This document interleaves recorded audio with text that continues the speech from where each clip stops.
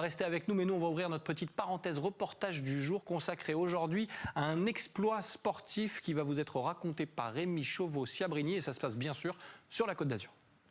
C'est un exploit retentissant. Après 180 km en monopalme et 6 jours de traversée, Thierry Corbalan est arrivé ce dimanche 20 septembre sur la plage de Mandelieu.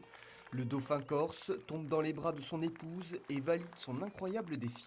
Heureux de l'avoir fini, oui, c'est vrai que c'était une aventure qui me tenait à cœur, parce que surtout pas tant par la performance physique, c'était plutôt pour le symbole. C'était le symbole de revenir dans la ville où j'ai eu mon accident, où j'ai perdu mes bras.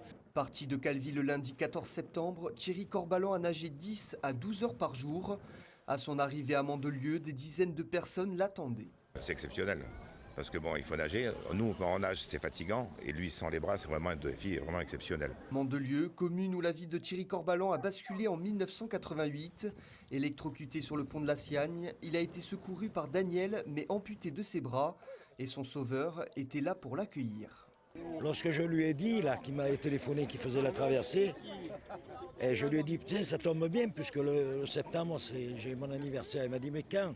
J'ai dit le 20 septembre, il m'a dit, je serai là le 20 septembre. Et il a fait. Thierry Corbalan a également reçu la médaille d'or du mérite, décernée par le maire de Mandelieu, Sébastien Leroy. Un exploit remarquable, qui est plus qu'un exploit, c'est un dépassement vraiment humain. Et c'est une leçon de courage, c'est une leçon de volonté pour tous ceux qui sont tentés parfois d'être découragés. Quand on réussit ça, eh bien on montre qu'il n'y a aucune limite à ce que peut faire un homme. Clin d'œil du destin, c'est sur la plage des Dauphins de Mandelieu, à quelques mètres du lieu de son accident, que Thierry Corbalan a annoncé que ce 14e défi était le dernier de sa carrière.